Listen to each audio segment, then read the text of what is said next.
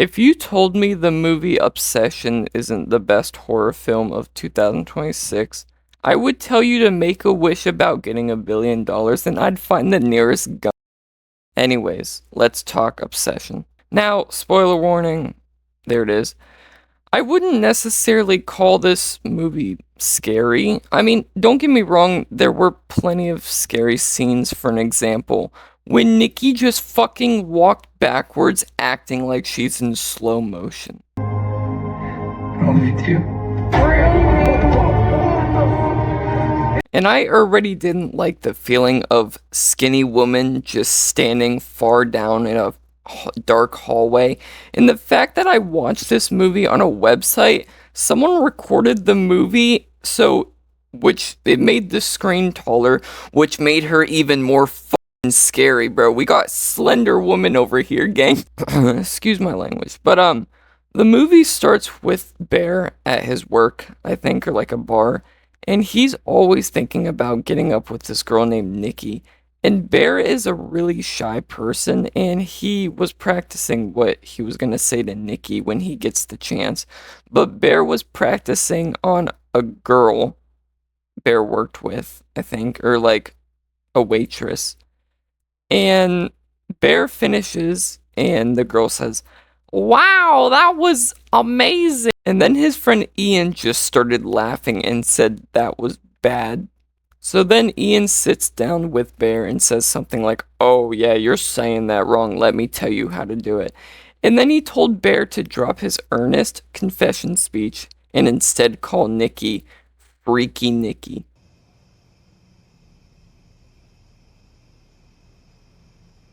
I'm your Freaky Nikki. Then Bear goes home and sees his cat dead on the floor. Yeah, that escalated quickly.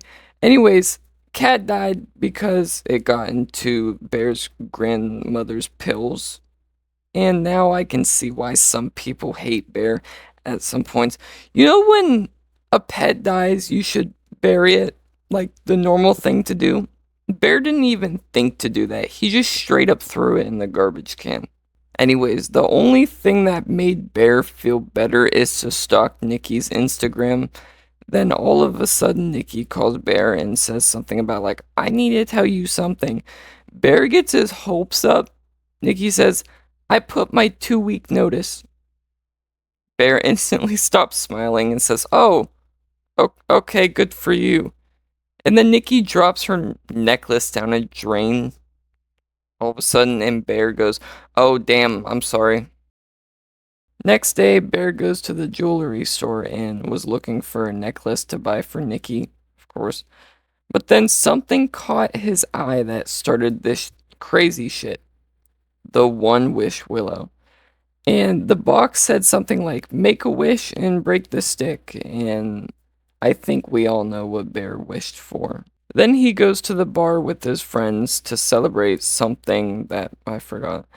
And everyone there is drunk, and Nikki doesn't have a car ride home. So Bear, being the gentleman, he goes, "I'll take you home." Then when they're at Nikki's house, Nikki's about to close the car door and Bear's about to ask. And then he goes, never mind. Then he fumbles so fucking hard. He goes something like, "See you later, Freaky Nikki." Nikki instantly turns around and goes, "If you like me, this is the time to say it." And Bear just goes, "I think we're good friends." Nikki walks away up to her porch at her house, and before she enters the door, Bear makes the wish and says, "I wish Nikki would love me more than anyone in the world." And he breaks the stick, and next thing we see is Nikki just staring at Bear. She's just on her front porch staring. Again, creepy woman just standing in the shadows. She runs back to the car and makes conversation, offering him to come back inside her place. Then she proceeds to say, "I mean, I did just lose my cat." "Oh wait, you lost your cat. Sorry." And Bear's like, "Girl, what the fuck?" And she's acting really weird and immediately gets obsessed with him. Almost like lovesick in a crazy type of way to get him to come back inside her place. She even seems to break out of the evil love for a second, saying, "What the F am I doing?" And then instantly goes straight back into being lovesick. Like, I'm not really gonna explain the whole lovesick backstory, but it genuinely gets so bad that there's a scene of Bear going to work and Nikki tapes the door with duct tape, and Bear just accepts it because Bear knows that something's off with her. He opens the door and somehow leaves the house. Dude, Nikki is so obsessed. She stood there in the living room, just stared at the door, waiting for Bear to get back. And yes, she just pisses vomit on the ground because she refuses to move. Back to the car scene of Nikki wanting to go home with Bear. She says, "Let's go back to your place. My dad is dying and I don't want to be alone." So they go to Bear's place and they get in bed and they sleep. Now, I'm not going to spoil the whole movie, but I just wanted to spoil, like, all the crazy shit that started happening. Now we're halfway into the movie, and we see Nikki and Bear at a restaurant having a nice date. Quote unquote, nice date. And Bear's friend Ian calls him, and Bear goes, "I'll be right back, I'm getting a call." He walks away from Nikki because he realizes it's Ian calling. Ian says that Nikki's dad is completely fine. He's not dying. He looked into it and she was lying about it. He reveals that Nikki previously told Sarah, a person Bear works with at his work, that she only looked at Bear like a little brother. And Bear realizes that his life is the result of the wish he made with the One Wish Willow. So then he goes back to the table and asks her about her dad. But she starts to freak out, and I'll just play the famous clip we all know. Does your dad really have cancer?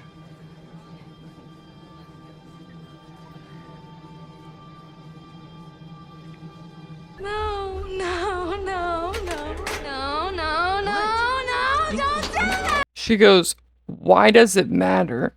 And Bear goes, it doesn't matter to me."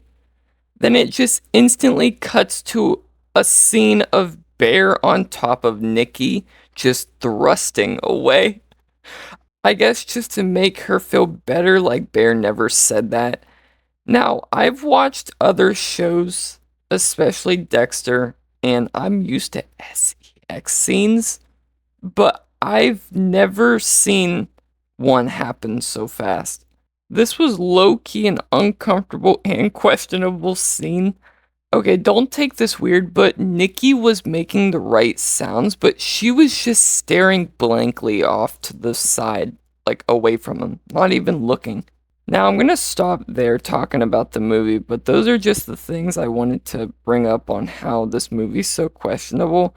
But yeah, this movie was great, very loud, lots of screaming, and oh, we don't forget about the car scene.